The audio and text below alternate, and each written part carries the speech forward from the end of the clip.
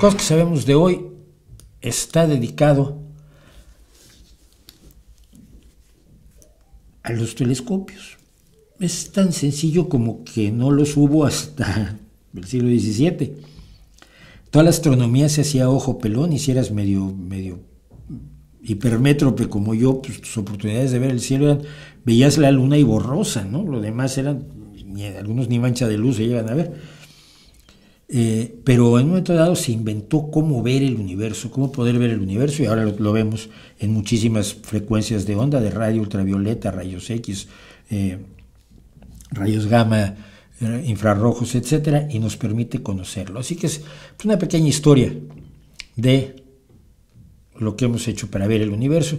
Yo regreso dentro de 7 minutos con ustedes. Hace ya más de 4 siglos que Galileo Galilei utilizó el telescopio, inventado probablemente por Hans Lippershey, para mirar a los cielos sobre Venecia, y cambió no solo el mundo, sino todo el universo, al menos desde el punto de vista de la humanidad.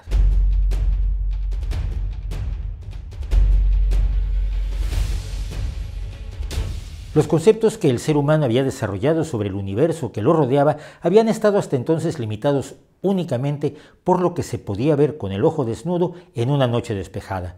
Esto dejaba una enorme libertad para crear conceptos filosóficos y especulaciones que pudieran explicar las observaciones. Las descripciones del cosmos cambiaban según la cultura de la época.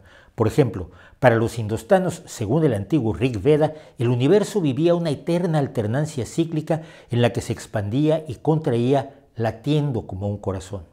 Esta idea se ajustaba a la creencia de que todo en el universo vive un ciclo permanente de nacimiento, muerte y renacimiento. Para los estoicos griegos, sin embargo, el universo era una isla finita rodeada de un vacío infinito que sufría cambios constantes, y para el filósofo griego Aristarco, la Tierra giraba sobre sí misma y alrededor del Sol, conjunto rodeado por esferas celestiales que tienen como centro el Sol, una visión heliocéntrica curiosa. La cosmología que se había declarado oficialmente aceptada por el occidente cristiano era, sin embargo, la de Claudio Ptolomeo, basada en el modelo de Aristóteles. En esta visión, el universo tiene como centro a nuestro planeta inmóvil, rodeado por cuerpos celestiales perfectos que giran a su alrededor y existe sin cambios para toda la eternidad. Este modelo se ajustaba bien a la visión cristiana de la creación y el orden divino, y fue asumido como el aceptado en la Europa a la que Galileo sacudiría con su telescopio mediante el sencillísimo procedimiento de mirar hacia los cielos con él. El telescopio de Galileo constaba simplemente de un tubo con 2 lentes, una convexa en un extremo y una lente ocular cóncava por la que se miraba. Este telescopio se llama de refracción precisamente porque refracta o redirige la luz para intensificarla y magnificarla. 59 años después, Newton replanteaba el telescopio por medio de la reflexión de la luz, consiguiendo así un instrumento mucho más preciso. Los telescopios de reflexión o newtonianos fueron la principal herramienta que tuvo la humanidad para la exploración del universo durante siglos. Permitió conocer mejor el sistema solar, ver más allá de él y comprender que ni la Tierra ni el Sol eran el centro del cosmos. La tecnología se ocupó de crear espejos cada vez más grandes y precisos para ver mejor y más lejos. Pero hasta 1937 solamente podíamos percibir la luz visible del universo, un fragmento muy pequeño de lo que conocemos como el espectro electromagnético.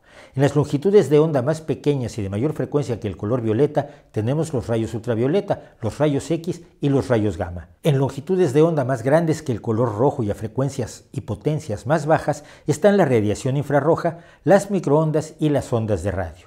En 1931, el físico estadounidense Carl Gustav Jansky descubrió que la Vía Láctea emitía ondas de radio, y en 1937 Grote Reber construyó el primer radiotelescopio, que era en realidad una gigantesca antena parabólica diseñada para recibir y amplificar ondas de radio provenientes del cosmos. Lo que sobrevino entonces fue un estallido de información. El universo estaba animadamente activo en diversas frecuencias de radio, con fuentes de emisión hasta entonces desconocidas por todas partes. Surgían numerosísimos hechos que la cosmología tenía que estudiar ahora para poder explicar el universo. Al descubrirse en 1964 la radiación de fondo de microondas cósmicas, empezaron a utilizarse los radiotelescopios para explorar el universo en estas frecuencias y longitudes de onda. Si miramos el universo visible, su fondo es negro, sin luz.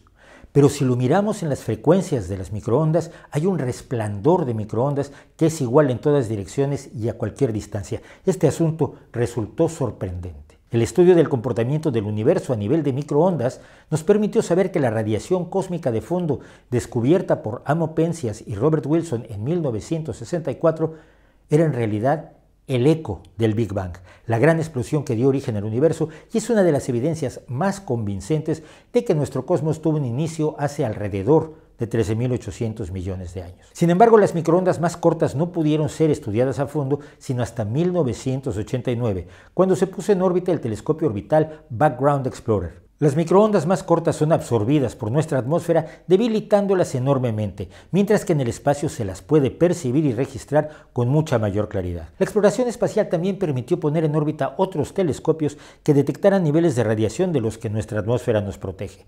Tal es el caso de los telescopios de rayos gamma, que nos han permitido detectar misteriosas explosiones de rayos gamma que podrían ser indicación del surgimiento de agujeros negros por todo el universo. Por su parte, los telescopios de rayos X también deben funcionar fuera de la atmósfera terrestre y nos informan de la actividad de numerosos cuerpos como los propios agujeros negros, las estrellas binarias y los restos de estrellas que hayan estallado formando una supernova. El estudio del universo a nivel de los rayos ultravioleta también debe hacerse desde órbita, mientras que los telescopios que estudian los rayos infrarrojos sí se pueden ubicar en la superficie del planeta, muchas veces utilizando los telescopios ópticos que siguen siendo utilizados por astrónomos profesionales y aficionados para conocer el universo visible. Sin embargo, pese a la gran cantidad de información que los astrónomos obtienen de todo el espectro electromagnético, es lo visible lo que sigue capturando la atención del público en general. Cualquier explicación del universo palidece ante las extraordinarias imágenes que nos ha ofrecido el Hubble, que además de ver en frecuencia ultravioleta,